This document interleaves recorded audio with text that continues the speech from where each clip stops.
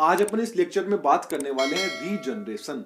ये काफी इंपॉर्टेंट है और काफी इंटरेस्टिंग टॉपिक है, आपको पूरा लेक्चर देखना चाहिए। तो चलिए बात कर लेते हैं रीजनरेशन की। सबसे पहले डेफिनेशन समझते हैं कि आखिरकार ये रीजनरेशन है क्या।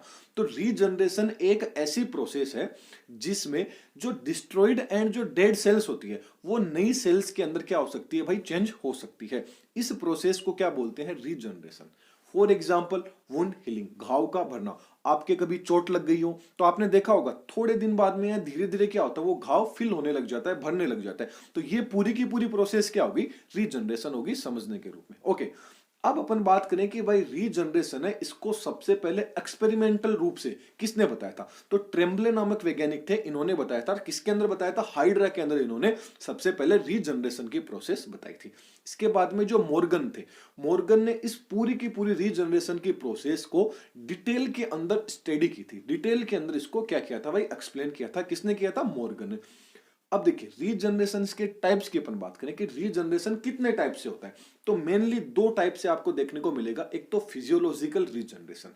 तो फिजियोलॉजिकल रीजनरेशन के अंदर क्या होगा, इस टाइप के रीजनरेशन में डे बाय डे क्या होगा, रेगुलरली क्या होगा, जो डिस्ट्रॉयड सेल्स होंगे वो क्या होंगी, नई सेल्स के अंदर चेंज होती रहती है। क्या होती है, जो भी डिस्ट्रॉयड सेल्स होती है वो दिन प्रतिदिन नई सेल्स के अंदर क्या हो जाती है, कन्वर्ट हो जाती है। एग्जांपल के थ्रू समझे तो आ जाता है, जो डेड सेल्स होती है, मतलब जो डेड आरबीसी होती है, वो नई आरबीसी के अंदर क्या हो जाती है, चेंज हो जाती है। क्यों हो जाती है, क्योंकि आरबीसी की जो लाइफ स्पेन है, जो उसका जीवन काल है, वो ओनली फॉर 120 दिन का होता है। इसलिए क्या होता है, जो पुरानी आरबीसी होती है वो नई आरबीसी में कन्वर्ट होती जाती है। नेक्स्ट एग्जांपल की बात करें तो replacement of epidermal cells of the skin. ये क्या आ गया, इसका सेकंड एग्जांपल आ गया फिजियोलॉजिकल रीजनरेशन का। नेक्स्ट अपन बात करें रीजनरेशन की तो आ जाता है रिपीटेटिव रीजनरेशन। इस टाइप के रीजनरेशन में क्या होता है कि इसमें जो रिप्लेसमेंट हो जाता है, किसका रिप्लेसमेंट हो जाता है, जो लॉस्ट पार्ट होते हैं, बॉडी का कोई भी ऑर्गन लॉस्ट हो गया है तो उसका क्या हो जाता है, रीजनरेशन होता है। और रिपेयर हो जाता है, डैमेज कोई भी ऑर्गन हो जाता है वो क्या हो जाता है, रिपेयर हो जाता है। एग्जाम्पल के थ्रू समझे तो पहला तो अपन ने एग्जाम्पल देख ही लिया था कि घाव अपना भर जाता है। नए एग्जाम्पल की बात करें तो आ जाता है regeneration of limbs in salamander. Salamander का जो लिम्ब होता है उसमें रीजनरेशन आपको देखने को मिल सकता है, डायग्राम में आप देख रहे होंगे। नेक्स्ट एग्जांपल की बात करें तो regeneration of lost tail in lizard. आपने छिपकली देखी होगी, उसकी पूंछ कट हो जाती है, काट के देखिए आप उसकी पूंछ, थोड़े दिनों बाद आप देखोगे तो उसकी पूंछ क्या आ गई, वापस आ गई। मतलब कोई भी ऑर्गन था, ऐसा शरीर का एक पार्ट था, वो क्या हो गया था, लॉस्ट हो गया था, लेकिन धीरे धीरे क्या हो गया, वो रीजनरेट हो गया।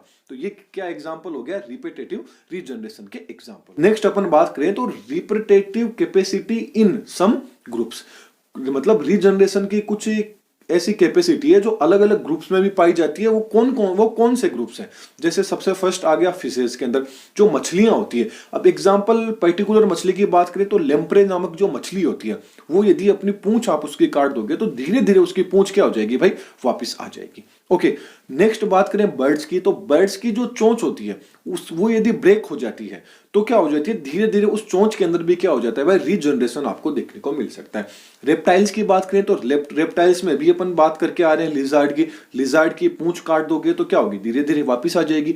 ठीक ऐसे ही मेमल्स की बात करें तो मेमल्स में अपन खुद की बात करें तो अपना जो लीवर होता है उसके अंदर सबसे ज्यादा आपको रीजनरेशन देखने को मिल जाएगा। और वैसे अपन ने आरबीसी वगैरह की बात कर ही ली है। फिर बात करें मोलस्का, तो मोलस्का के अंदर क्या होगा, यदि कोई भी मोलस्का है, उसकी आई हुई, उसका हेड हुआ, यदि उसके अंदर किसी भी तरह की कोई भी चीज डैमेज हो जाती है तो धीरे धीरे रीजनरेट होने लग जाती है।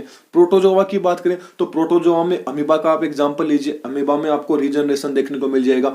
ठीक ऐसे ही पोरीफेरा के अंदर स्पंज की अपन बात करें तो उसमें भी आपको क्या है, रीजनरेशन देखने को मिल जाएगा। ऐसे ही सिलेंट्रेटा की बात करें तो सिलेंट्रेटा में क्या आ गया, हाइड्रा, तो हाइड्रा में भी आपको रीजनरेशन देखने को मिल जाएगा। ठीक ऐसे ही प्लेटेहेल्मिन्थीज की बात करें तो प्लेनेरिया क्या है, उसके अंदर भी आपको रीजनरेशन देखने को मिल जाएगा। तो ये था रीजनरेशन के ऊपर एक पर्टिकुलर वीडियो। आपको कैसी लगी कमेंट बॉक्स में जरूर बताना है। और तो आपने अभी तक चैनल को सब्सक्राइब नहीं किया तो सब्सक्राइब भी कर दीजिएगा और लाइक भी कर दीजिए वीडियो को, आपको अच्छी लगी हो तो। और नेक्स्ट लेक्चर में अपन फिर मिलेंगे। Thank you.